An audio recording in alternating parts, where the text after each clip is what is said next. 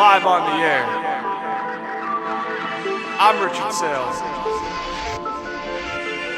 This is wild.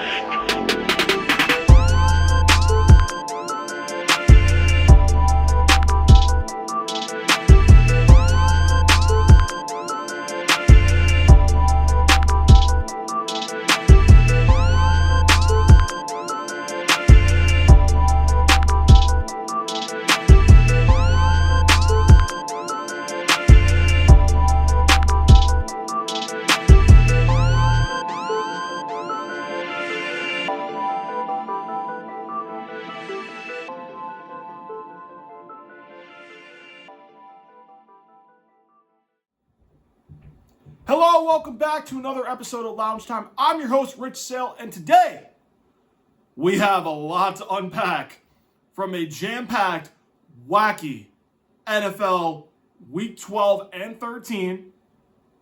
Playoff picture is even more chaotic than it was 2 weeks ago.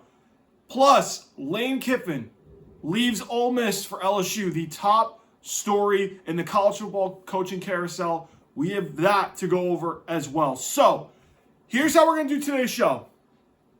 It's mostly an NFL analysis day because we have a lot to unpack. Some teams really stood out these past 2 weeks. Some we're going to go over based on the recent games because Thanksgiving, we had, in my opinion, 3 really good games. And then yesterday, we had some upsets, especially this week. We had some upsets. Let's start with the recent news of Lane Kiffin leaving Ole Miss for LSU, and he was the hottest name on the coaching carousel. We knew he was going to be down to staying at Ole Miss, going to Florida, or going to LSU. Now, Florida pulled out, I want to say middle of Friday because they knew he wasn't interested. Let's go get our next guy that they wanted, which ended up being Tulane coach John Summerall, which, good hire, but that's a different subject for another day. Now, for the fact that how it's got to this point, honestly, it doesn't surprise me that Lane dragged it out longer than he probably should have. And I get that he does miss having his dad, Monty Kiffin, to have, I don't think a voice of reason, but to help him out with this decision as far as, do you leave a really good team that you built and try to continue winning over there, although you really don't recruit the best players down there because of the smaller pipelines and the smaller base of players that you get compared to the money and the NIL at LSU compared to Ole Miss? Or do you take a team where you're like, okay, I'm starting back from scratch, where I've got my offensive staff I'm not bringing there. I can get really good recruits down there.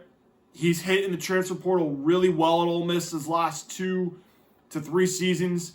He's really nailed it. So now you combine that and you go, okay, well, we've got a great home field advantage now over there.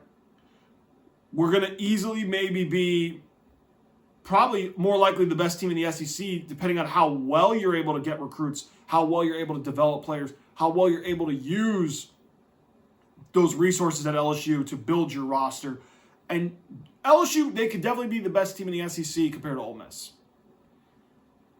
But it's the timing that I have the issue with. And a lot of people have an issue with. The college football calendar, the way that these teams that have fired coaches can just all of a sudden go poaching on teams that have coaches in the playoff that are interested in those candidates while they're in a playoff run, that's a disaster. That's a disaster waiting to happen. And that's one of the biggest flaws in the system that they have, is because you want that team to maximize their window with their coaching staff and without players being interfered with other teams calling for them about, hey, we'll give you this amount of money to come to our program in the middle of a playoff run. This is obviously LSU, who fired Brian Kelly last month, looking for its new coach. But it's the timing of Ole Miss almost had a chance to make, I would say, at least a second round matchup in the playoff. Probably would have gone further depending on what happens against Ohio State and Indiana. depending on what happens with Georgia, Alabama. They could maybe have gone to the Final Four, the semifinals in the college football playoff. But now, because the way that Ole Miss is like, look, we want you to make your decision by the conclusion of the Egg Bowl. Are you staying or are you going?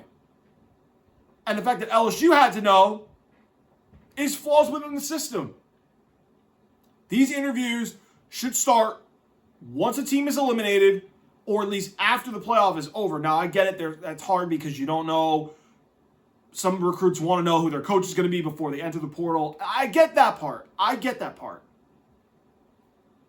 But you cannot do this to a team in the middle of a playoff run where Ole Miss in a way should be lucky they're not playing for the SEC championship despite this chaos.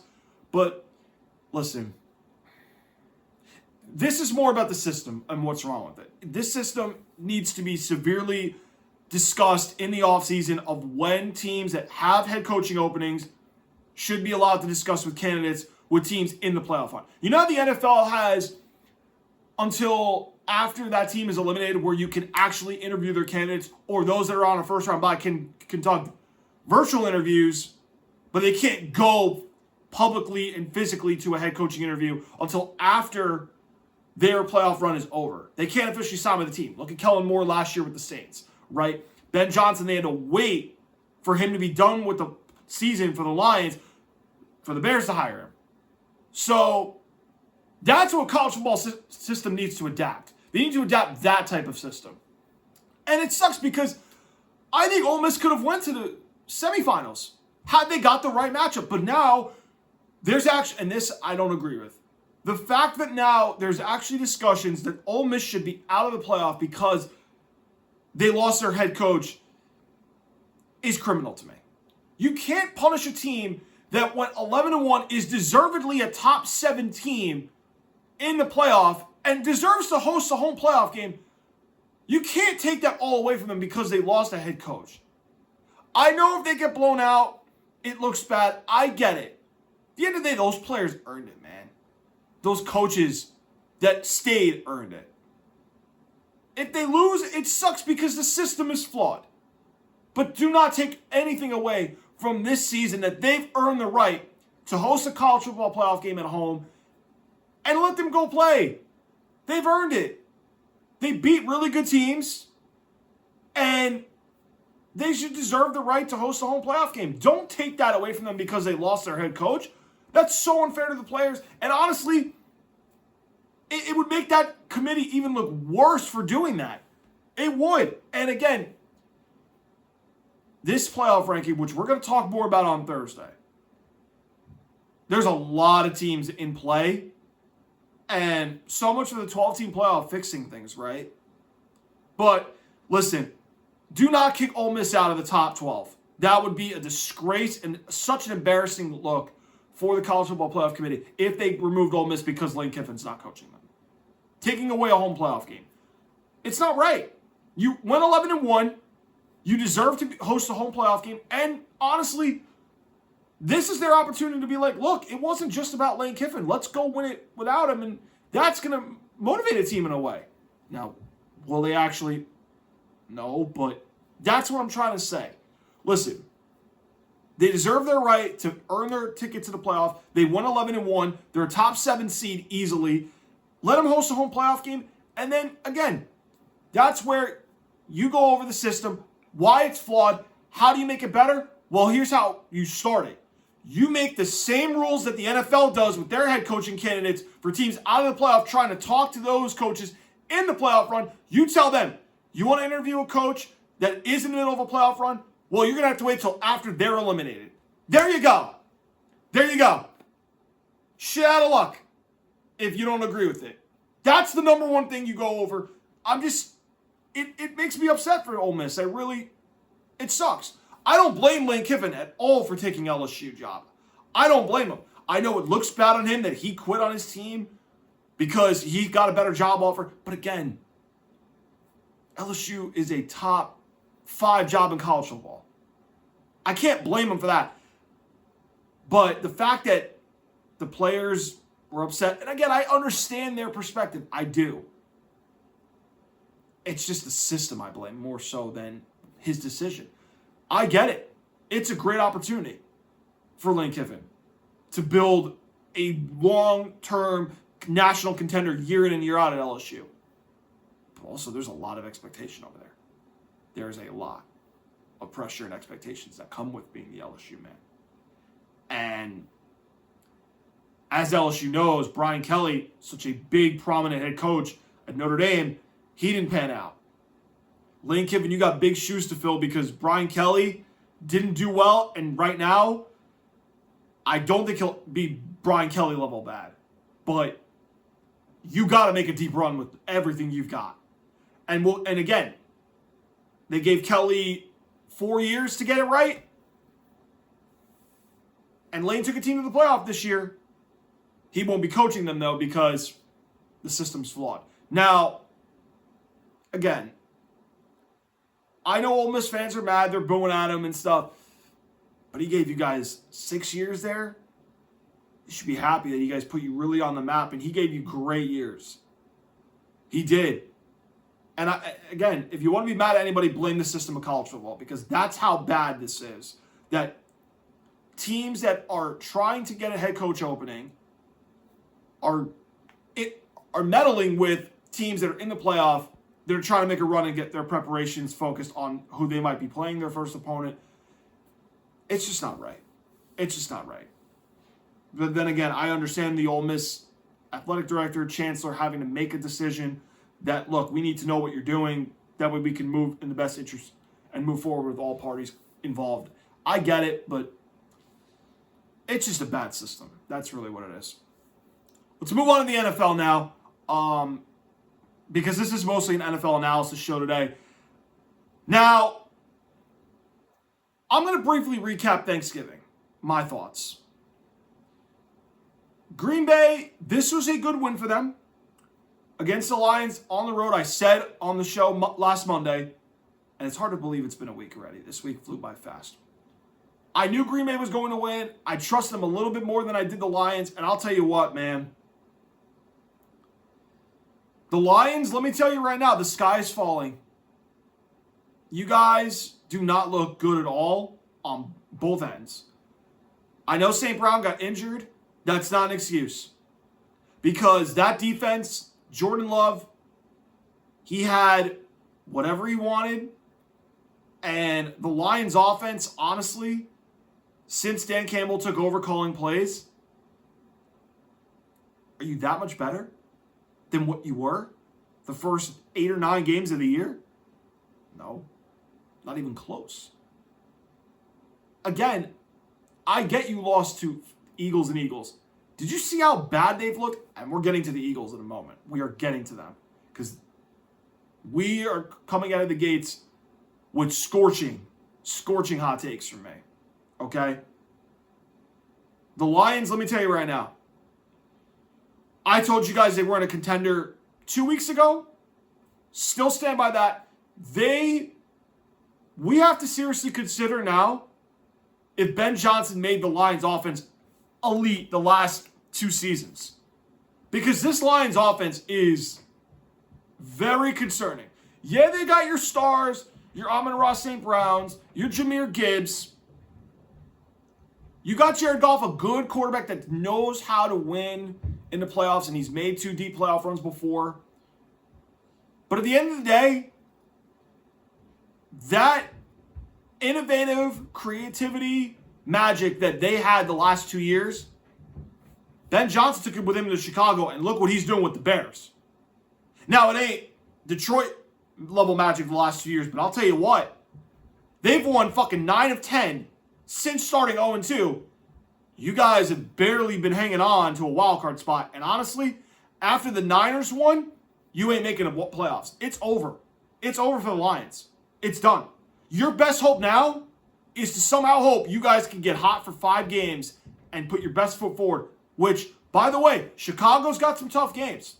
They do. And if they win most of those games, they earn the right to win the division.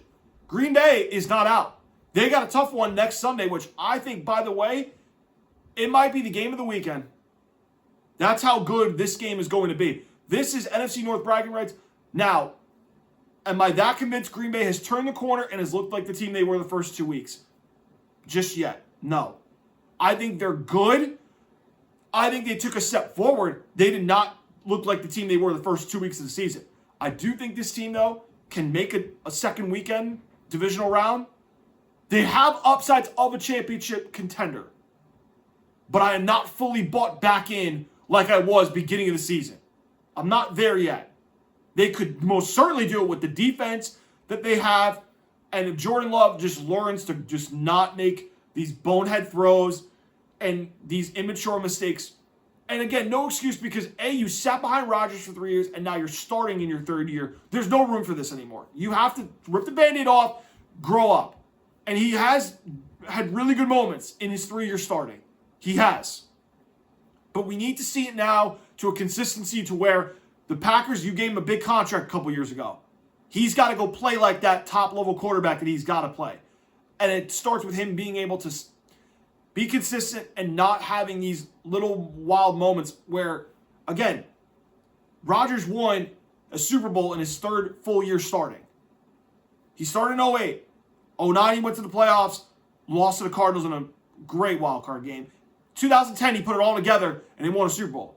Jordan Love, this is year 3. Brett Favre won a Super Bowl in year 4 as a starter because 92, he took over for Don Majkowski. 93, lost to the Cowboys. 94, lost to the Cowboys. 95, lost to the Cowboys in the NFC Championship game. And then 96, they broke through. Jordan Love, year 3, let's go.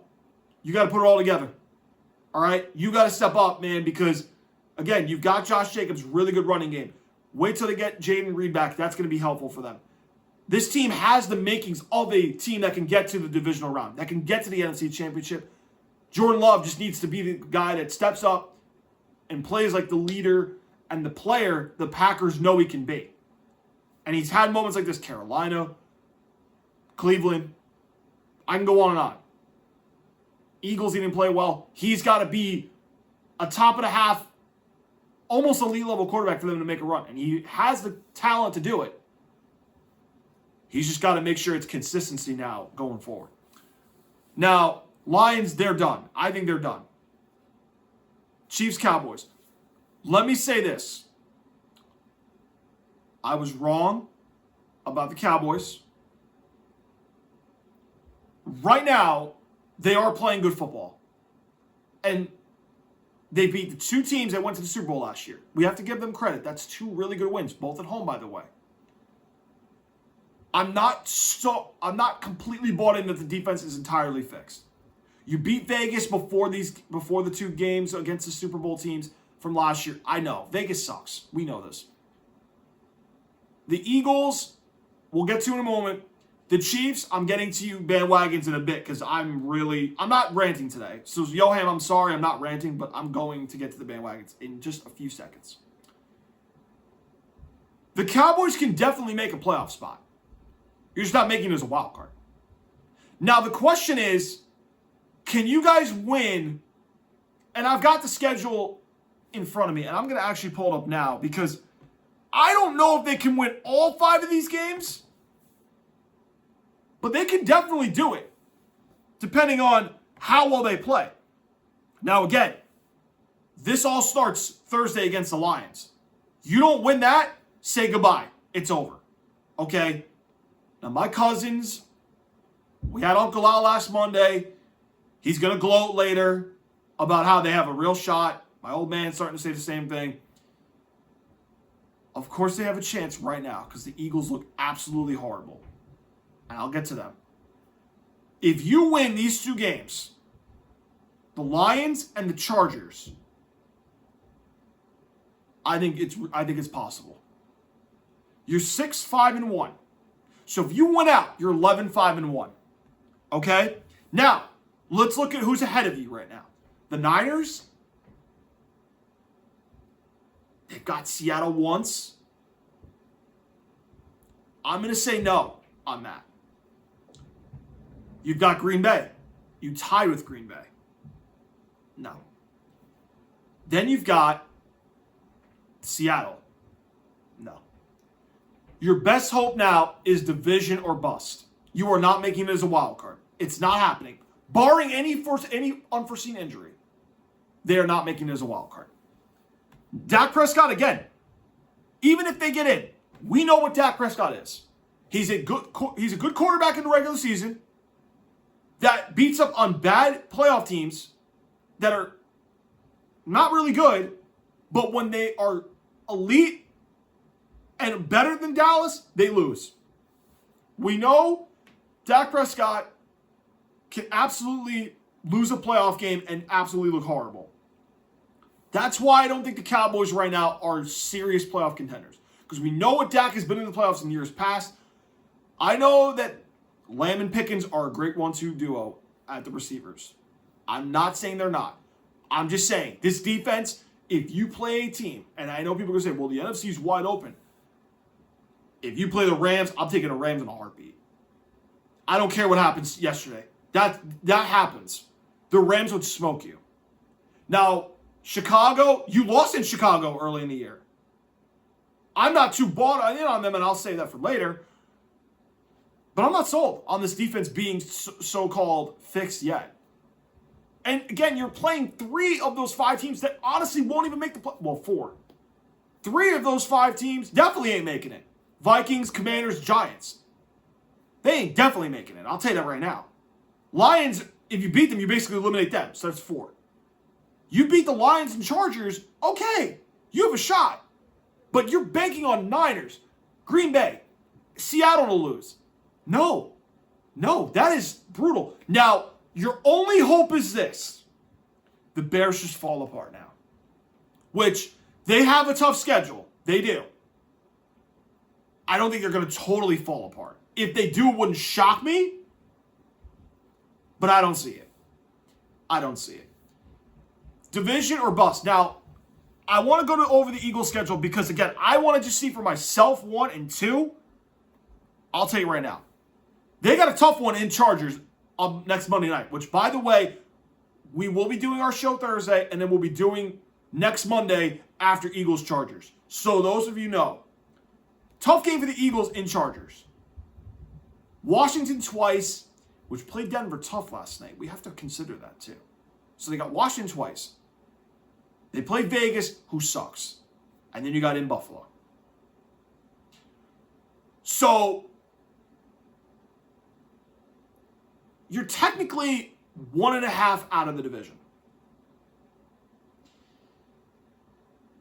The Eagles, the way they look right now, they're losing 2 games. Easily. But then again, I don't know if Jaden Daniels is going to be healthy against the Eagles. I don't know if they're going to even lose both games to Washington. I don't think they will. I think they beat Washington at least once. So you're looking at it like, well, Rich, that means 10-7. Dallas has to go 11-5-1 to win out. Still a lot to ask. Cowboys right now are not a playoff contender. They're not. Not sold on the defense being fixed, and we know what Dak is in the playoffs. Now to you Chief bandwagons. I see you guys are finally hibernating, and you don't want to come out now that you're finally losing. Wow. Boy, have the mighty have fallen.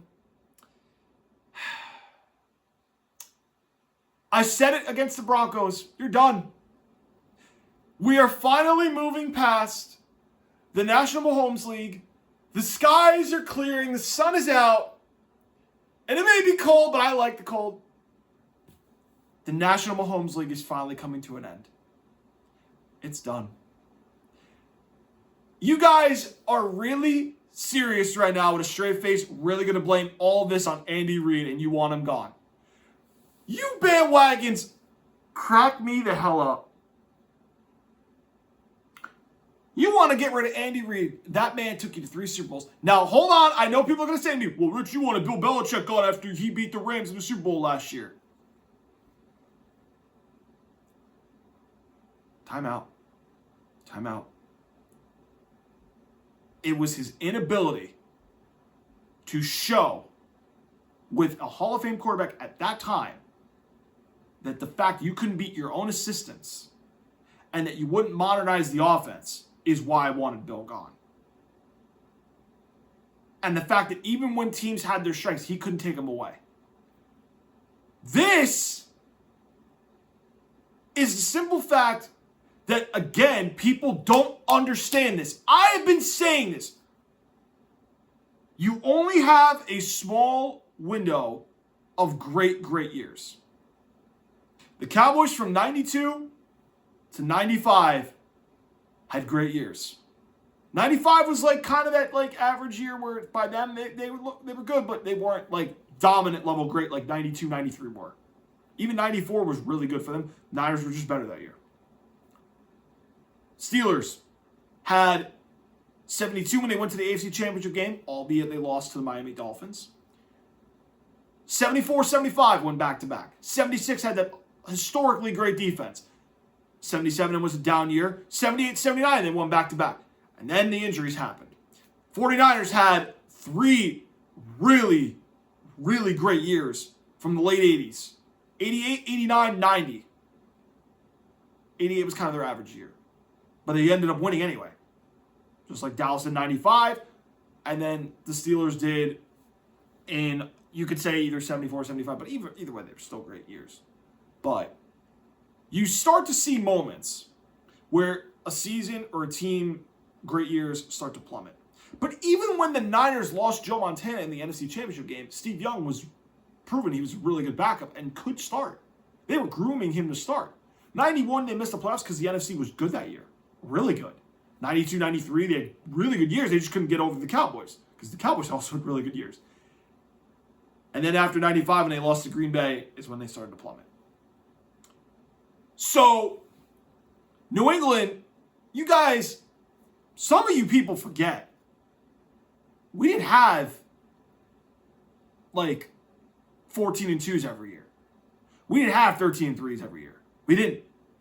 We had a 10-6 in 09. I acknowledge that. That team was a bad team that year. Probably the worst team in the Brady-Belichick dynasty era. That was my first year watching. That was a bad team. Old. Randy was getting on the tail end. He was done. Welker gets hurt before the playoffs. Either way, I don't think we would have got killed, but they would not have won. Okay? They wouldn't have even made it far. Now, 2018, that team, they did win the championship in the second half of the dynasty. That was a team that, in my opinion, wasn't great, but when they had to play well, they did it. Just like Cowboys did in 95, just like the Niners did in 88. Okay?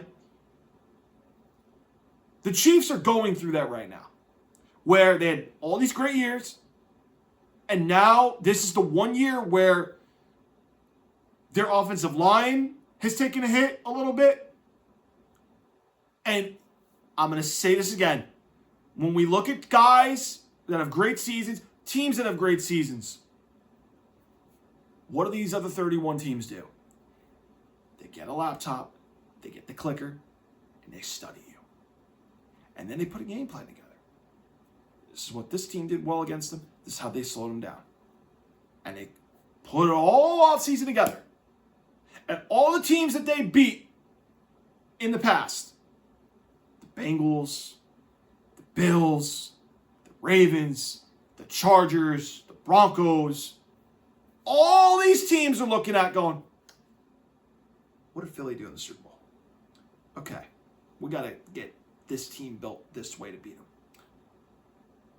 What did the Bills do to match them offensively? What do we need that gets us to stop them? That's what you guys are going through right now. Because everybody has spent the majority of their offseason stopping Andy Reid's system. How do we get Mahomes to look like, in my opinion, an average quarterback? How do we get him to look way below his MVP level? Well, look at the Eagles front four.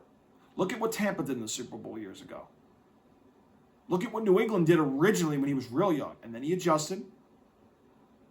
A front four can rattle him. We've seen it. A really strong, smart back end. Eagles in the Super Bowl, Tampa in the secondary, even the Brady, Devin McCourty's and Stephon Gilmore's, J.C. Jackson's, Patrick Chung, those guys, when he was really young, they did a good job. Now, they'll have their plays here and there, but for the most part, you combine certain things together, this is what slows them down. They've spent their entire offseason stopping you. Now, you see, Andy Reid's to blame. No, it's not. Your team just isn't good. I've said this since Jump Street days. I had Yoham right on this couch tell you the same exact thing. Okay? I'm going to say the same words I told my Uncle Al and my dad after the Cowboys won. They're done.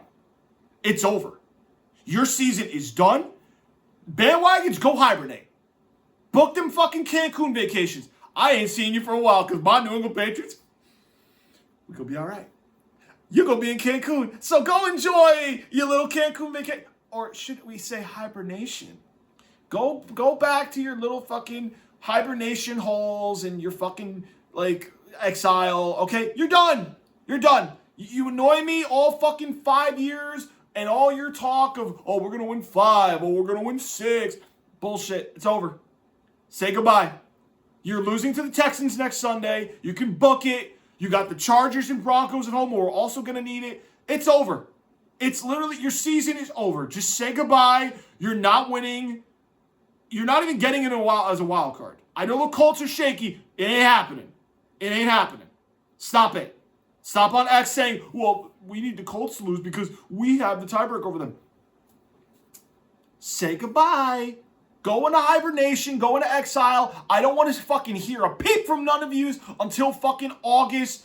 And I don't want you gaslighting in fucking June, July and going off on me when I'm just simply tweeting on X. Say goodbye. They're done. They're done. I don't want to hear a word. Go book your Cancun trips, man. Okay? It's over. You fucks, and I'm going to tell you something. You bandwagons. It's done. He's dying to get here. I've told Yoham, just wait till they're out. He can't help himself. I told him, just wait. Just wait. Book your trips to Cancun. See ya. Now let's get to the Bengals Ravens briefly because we've got a lot of other things to go over for the NFL, especially Sunday's games. The Bengals are not back. Pump down. The defense has looked better lately. Let's call it what it is. They even made Drake May look a little sluggish. Not this past Sunday, but the one before that. They made him look a little bad early in the game, but then the Patriots bounced back. I don't think the Bengals can seriously win the North. Not at this moment. I know I'm betting against Joe Burrow, a quarterback I like. I don't think they're going to be a team that's going to win the North. I don't. Now, they can definitely make a strong push to make it close. Now, the Ravens' schedule, I fucked up. I crowned them too early.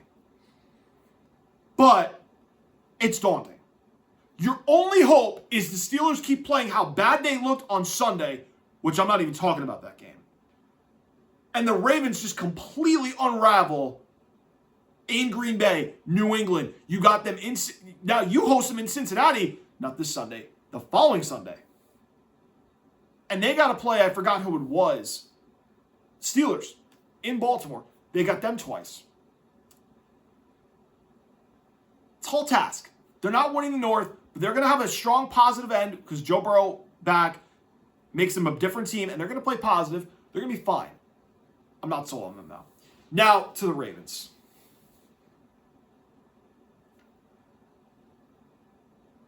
They are a different team when they play absolute shit cans to when they have to play a team that's at least remotely competent.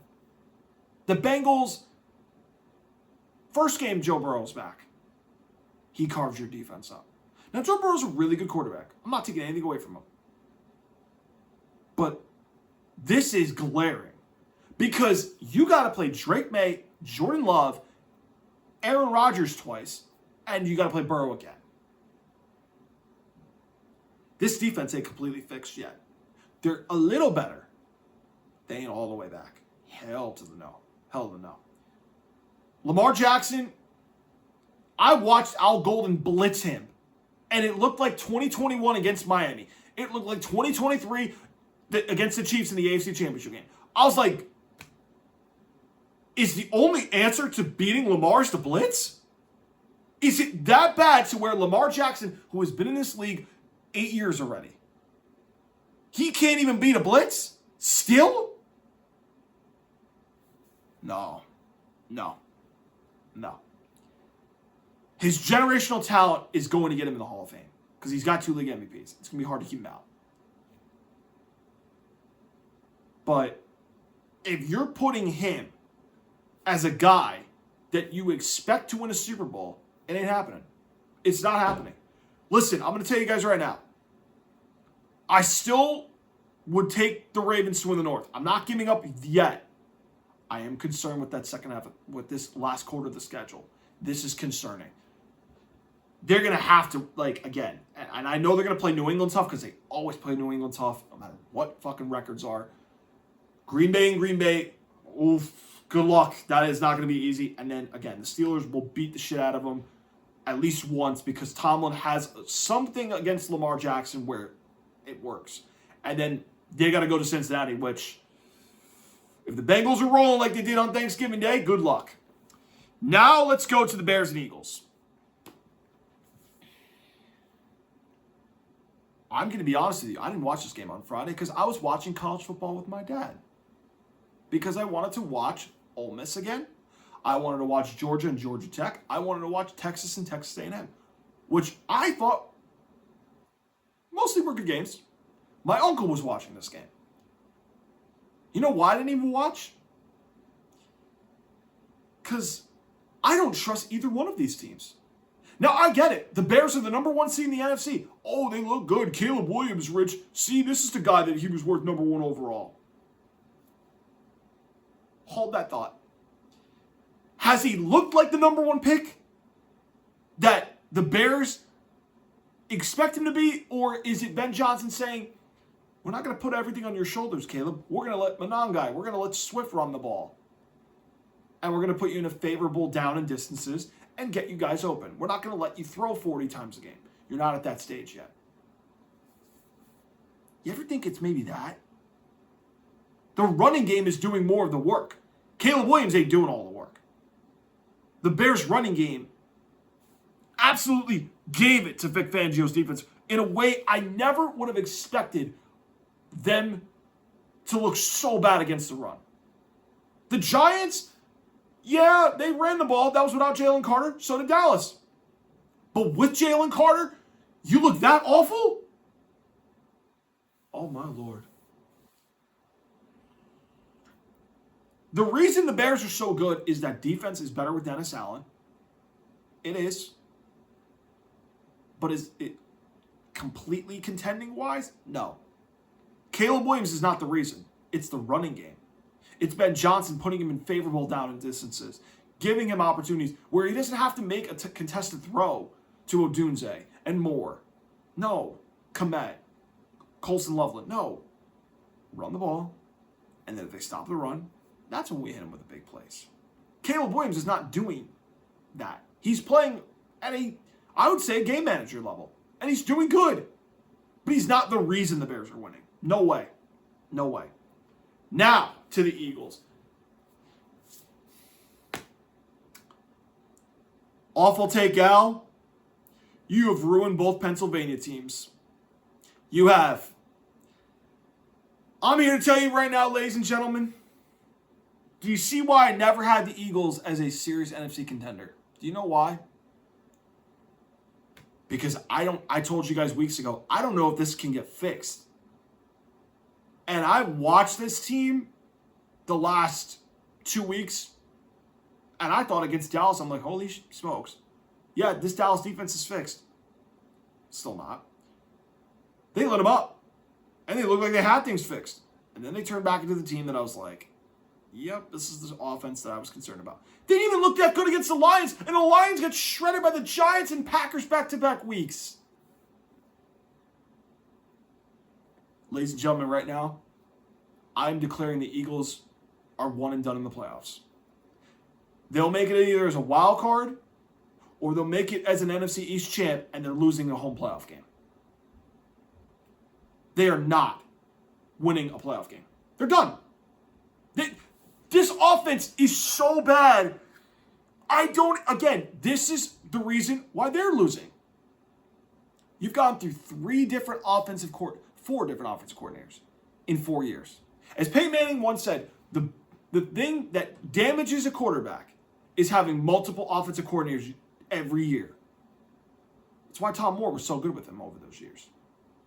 The biggest thing against him is multiple offensive coordinators in a row. Now, Baker Mayfield's an exception because he's a veteran and he's helped get Liam Cohen a head coaching job. Dave Canales a head coaching job. And the offensive coordinator this year for them, he's doing pretty solid. Outside of the losing streak, which is not entirely on him. But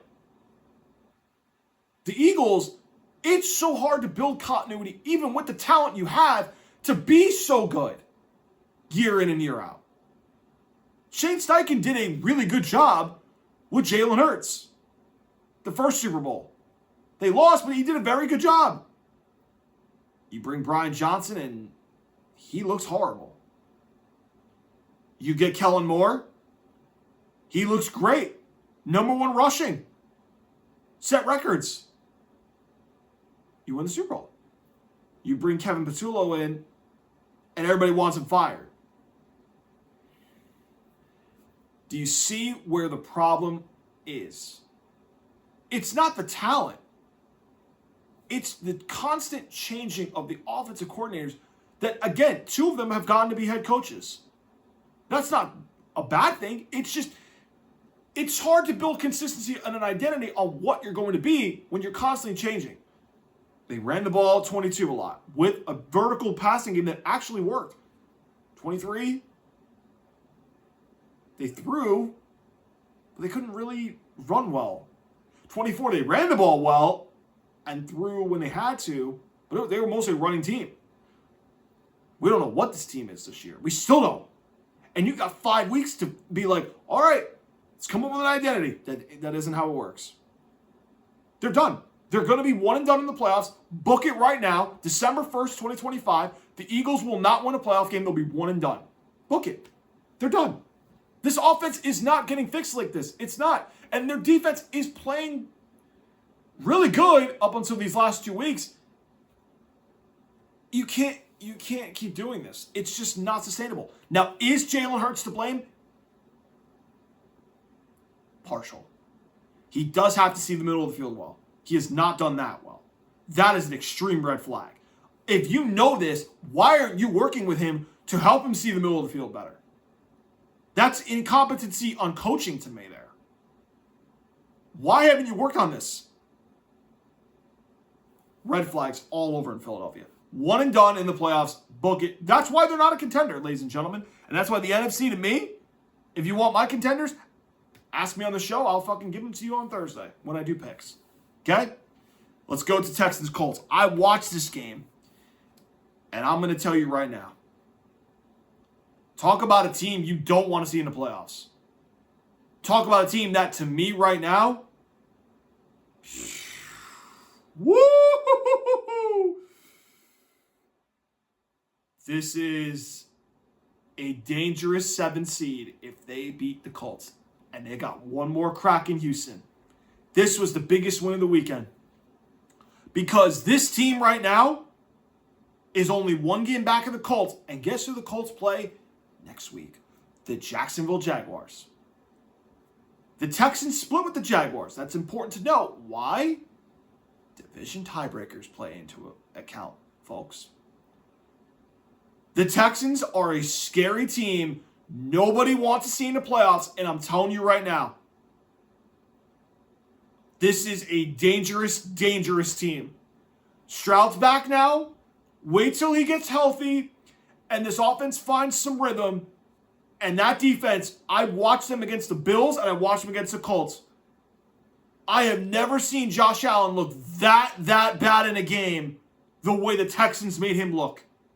We're going on 2 years. If you remember, almost 2 weeks ago when I said the Texans will keep it close, they beat them in Houston last year when Houston had Stephon Diggs. And Josh Allen had his worst statistical game last year against the Texans. He looked awful that Thursday night again. And 8 sacks, 3 takeaways, 2 interceptions Allen threw. I mean, D'Amico Ryans has something on Josh Allen that actually works. Anderson, Daniil Hunter, Toto, Stingley. This team's legit. They got dudes. They got big boy. Listen, if they win the South, and I'm looking at the wild cards, they beat the Colts already. They got the Chargers coming up. And they got, again, they beat Buffalo already. You split with Jacksonville. That's a scary team you don't want to play. Because that defense, they can win you games now. They can win you games now. And Stroud's won twice in the playoffs. First round, both years. Both home playoff games. But they've won. You don't want to play this team in the playoffs. You don't. You don't. This is why, as a New England fan, you have to get the 1 seed. You have to get the 1 seed because if you have to host this team in a wild card game, I'm not going to lie to you, I would be scared shit if that happened because I'd be like, that's the team I don't want to play. Because DeMeco Ryans, that defense is hot right now. And that offense, Mark's throwing the ball well. They've got playmakers, Collins, okay? They've got guys, Dalton Schultz, and Stroud's won in the playoffs before. Now, that offensive line is a work in progress. We don't know. But that defense, oh, nope. Nope. I don't want to verse them. Nope. No. That's a scary, scary team. And I'm telling you, they can win the division. I'm not all the way there on Jacksonville. I know they look good against not so great teams lately. I'm not there with Jacksonville. Houston could win the South. I'm not joking. The way they're playing right now, listen, that's a team, I'm telling you right now, that in my opinion, you don't want them in the playoffs. If you get them in the playoffs, they have a real shot to pull it off. Last game I'm going over for the NFL, Rams and the Panthers. Well, I'll probably go over Broncos Commanders a little bit. Bryce Young, he's like Jekyll and Hyde. He looked awful against the Niners. And then he looked really good against the best team, I think, arguably in the NFL. Even though they lost, he looked great against the Rams. You got to give it to him. But again, this is the problem with Carolina to me that's going to get them in trouble. And this is where you get an opportunity to prove me wrong. You got to go beat Tampa Bay twice. You got to build consistency. You don't build consistency, you don't go anywhere. You got a real shot to surprise a lot of people, including me. And your schedule favors you in a lot of these games. You got to go beat Tampa to win the division. It's been through them for the last 5 years. Well, this is your chance. You got to go do it. And I think Bryce Young, this is where you make that step forward from being a bottom of the half league quarterback to a middle of the pack league quarterback to maybe being in the upper mid of quarterbacks where you show the Panthers, I need a long-term contract. I'm deserving of that long-term contract. I am making the steps I need in my development to prove I can be a franchise guy. And he has made strides. He has. I don't know if he's going to do that throughout the remaining 5 weeks of the season. I don't know if he is. This is where we find out. This is where you earn your money. You got to play really, really well. You've got Dowdle and Hubbard in the backfield. You've got Ted McMillan. You've got Xavier Leggett. You've got playmakers. That defense, Gino Avero, underrated defensive coordinator. He is a really good defensive coordinator in this league. That defense is getting better. Bryce, you have a chance to elevate your play and your game and take that next step to being a franchise quarterback for your team. And you have accuracy to do it.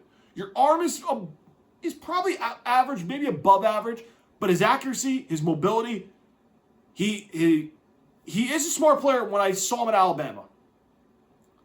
In the NFL, this is where you got to take your gifts and everything you've learned and put it all together. And this is where we see if he can do it. And I think Bryce Young has the makeup to do that. You just got to put it together for 5 weeks. Because you can make the playoffs. You can. You have a tiebreaker over Dallas. You beat the Rams. You beat Green Bay. Lost the Niners, which kind of hurts. Beat the Rams, though, now. And we're sitting here going, okay, are you a pretender? Or are you going to be a team that could maybe surprise people and maybe get a home playoff game? Maybe pull an upset. We don't know.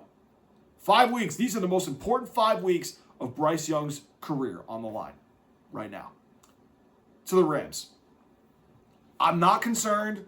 I'm not worried. I don't think that Matthew Stafford will play this bad again. Every quarterback has an off night, as they say, off day. Stafford threw 2 picks and a fumble. Lost. That happens. This defense, in Carolina, Avero's a really good defensive coordinator. I remember when Denver had Nathaniel Hackett, and that defense was really good over there. And Nathaniel Hackett just ruined that team to the ground because of that offense. And Russell Wilson had a part in that too. But that defense in Denver was really good because of him. And then he goes to Carolina, and last year they were okay on defense, but they had really good moments where they played well. This year they have the same thing. They've got to just put it together through 5 weeks. But the Rams, Chris Shula, they're a good team. This is still my favorite to win the Super Bowl. I'm not giving up on them. They had one bad week. It happens. But they will be fine. They'll regain the 1 seed, and everybody will be like, okay, this is exactly why this team should be the Super Bowl favorite right now. The Panthers got a good win. Give them credit. Home dogs, they looked really good. The Rams still, to me, are the Super Bowl favorites, and I think Sean McVay and Matthew Stafford will figure it out, and they'll be okay. But I will say, if Drake May beats the Giants and goes off, I think I have a shot to still get Drake May an MVP, which, by the way, yours truly did bet on to win MVP. So I'm just saying, I'll take it, though. So I'm not mad, but I'll take it, though. I'll take it, though, man. I mean, now that the Chiefs bandwagons might be out of play, I might have to start thinking, could they represent the AFC? I don't know. I'm getting a little ahead of myself tonight. I know. But let's go to Broncos Commanders. This is last thought real quick, all right? I'm not bought on Bo Nix. I don't fear him. I think Bo Nix is okay. And I had the game mostly on mute last night. And I'll tell you what, I'm not convinced that I'm scared of him come playoff time. I'm scared of that defense. That pass rush is ferocious. I'm scared of them. I'm not scared of Bo Nix. I'm not. I think he's good. He's a game manager. Maybe a more mobile Mac Jones, Alex Smith. But I don't see Bronco fans claiming he's Drew Brees Jr. That's delusional shit right there. No. He's good. He's not great. And again, he just has to be a game manager, which he is. But Collinsworth said something interesting on the broadcast where Sean Payton has to test him for playoff football. That is a very glaring statement. Because if you don't want Bo Nix to be tested in certain situations come playoff time, I've got a red flag where I'm going, hold on a minute now. I'm looking at New England's defense. That's pretty good. I'm looking at defenses like the Texans, who, by the way, that was a good win early in the year now in Houston. You look at that defense, oh boy, are they scared to go into Denver? No, they're not. I'm looking at Lou Anarumo with the Colts. I know Gardner got hurt. They play a lot of man coverage. They're not scared of those receivers. Jesse Minter with that Chargers defense. Granted, if they get right, Jesse Minter is like, I'm not scared of these receivers. I'm not scared of Bo Nix. If you don't trust Bo Nix to be ready for certain situations coming in the playoffs, that's an alarming red flag for why I don't think Denver is going to represent the AFC. I had him at the trade deadline as the team in the AFC, to me, that can win it all. Now, I still think that could change depending on what New England looks like without 2 of their starting guys on the offensive line on the left side. and how Drake May looks against Buffalo and Baltimore coming up, even tonight to a degree. But I'm sorry. This worries me if I'm Denver. That Sean Payton does not trust Bo Nix to be ready for certain situations to help prep him for the playoffs. That's alarming to me. That would make me go, okay, I'm a little worried. I'm concerned if I'm Denver. That's just me. But again, Bo Nix, he did very well against Commanders. They're a bottom half defense. They're not very good on defense. But I will say this. I'd be very concerned. And I'd really look at these last 5 weeks and say, how do we get Bo Nix ready to be ready for playoff situations as the season continues? How do we get him for situations made ready for him to be ready for the playoffs? If you're to that point where you do not trust him, and now this is the second time I've heard this.